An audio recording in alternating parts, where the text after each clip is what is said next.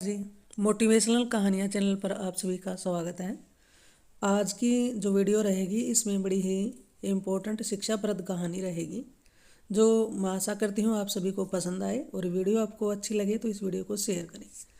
आज की कहानी का नाम है तीन मछलियाँ। तो ये जो तीन मछलियाँ कहानी है, ये कई लोग भाग्यवादी होते हैं, भाग्य के भरोसे बैठे रहते हैं और मेहनत करते नहीं हैं। उन लोगों के ऊपर ये स्टिक बैठती है। तो चलिए शुरुआत करते हैं। तीन मछलियाँ। एक नदी के किनारे उसी नदी से जुड़ा एक बड़ा जलाशय था।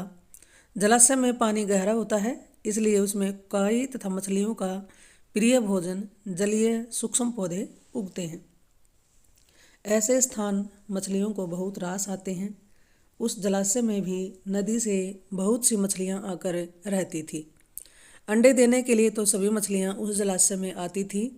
वह जलाशय लंबी घास व झाड़ियों द्वारा घिरा होने के कारण आसानी से नजर नहीं आता था। उसी में तीन मछलियों का झुंड रहता था। उनके स्वभाव भिन्न थे। अन्ना संकट आने के लक्षण मिलते ही संकट टालने का उपाय करने में विश्वास रखती थी। परतु कहती थी कि संकट आने पर ही उससे बचने का यत्न करो। यद्दी का सोचना था कि संकट को टालने या उससे बचने की बात बेकार है। करने कराने से कुछ नहीं होता, जो किस्मत में लिखा होता है वह होकर रहेगा। तो तीन मछलियां हैं, तीनों के विचार अलग अलग हैं। एक दिन शाम को मछुआरे नदी में मछलियां पकड़कर घर जा रहे थे। बहुत कम मछलियां उनके जालों में फंसी थी, अतः उनके चेहरे उदास थे। तभी उन्हें झाड़ियों के ऊपर मछलीखोर पक्षियों का झुंड जाता दिखाई दिया। सबकी चोंच में मछलियां दबी थी, वे चौंक गए।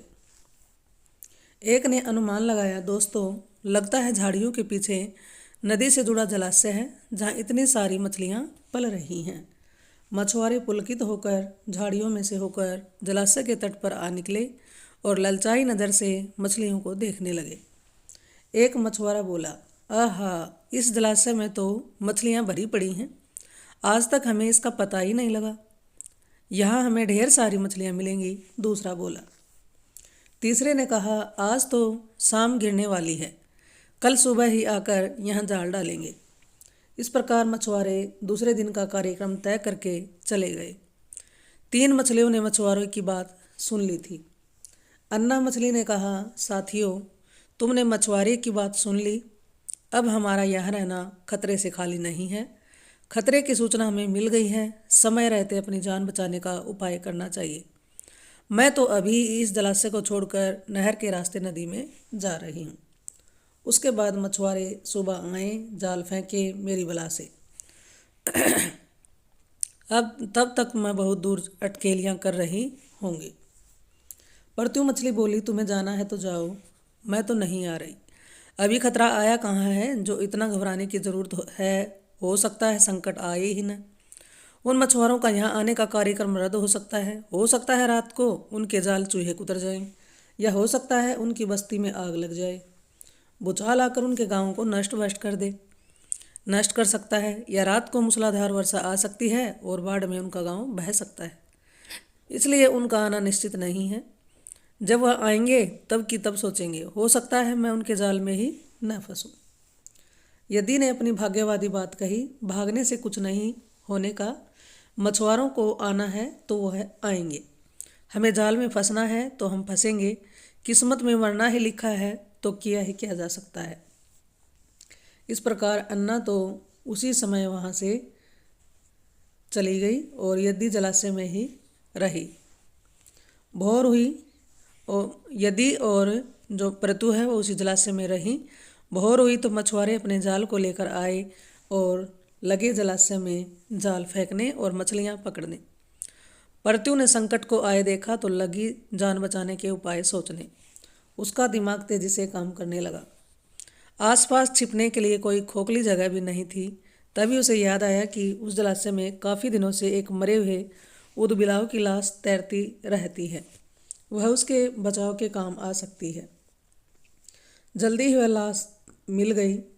लाश सड़ने लगी थी, परंतु लाश के पेट में घुस गई और सड़ती लाश की सड़ांध अपने ऊपर लपेट कर बाहर निकली। कुछ ही देर में मछुआरे के जाल में परतु फंस गई। मछुआरे ने अपना जाल खींचा और मछलियों को किनारे पर जाल से उलट दिया। बाकी मछलियां तो तड़पने लगी, परंतु दम साध कर मरी हुई मछली की तरह पड़ी रही।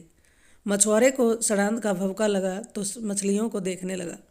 उसने निश्चल पड़ी परतु को उठाया और सूंघा, आग, यह तो कई दिनों की मरी मछली है, सड़ चुकी है। ऐसे बड़बड़ाकर बुरा सा मुंह बनाकर उस मछुआरे ने परतु को जलाशय में फेंक दिया। परतु अपनी बुद्धि का प्रयोग कर संकट से बच निकलने में सफल हो गई थी। पानी में गिरते ही उसने गोता लगाया और सुरक्षित गहराई में पहुंचकर जान की खैर मनाई। यदि भी दूसरे मछुआरों के जाल में फंस गई थी और एक टोकरे में डाल दी गई थी। भाग्य के भरोसे बैठी रहने वाली यदि ने उसी टोकरी में अन्य मछलियों की तरह तड़प तड़प कर प्राण त्याग दिए। तो अंत में हमें यही सीख है, भाग्य के भरोसे हाथ पर हाथ बैठे रहने वाले का विनाश निश्चित होता है। तो हमें समय रहते ही मेहनत करनी चाहिए, प्रयास करते रहना चाहिए। तो मैं आशा करती हूँ ये कहानी आपको पसंद आई होगी। पसंद आई हो तो इस वीडियो को लाइक करें, शेयर करें, और नए इस चैनल पर आप आए हैं तो इस चैनल को सब्सक्राइब कर लें। फिर मिलते हैं एक और नई कहानी। तब तक के लिए आप सभी को बाय बाय।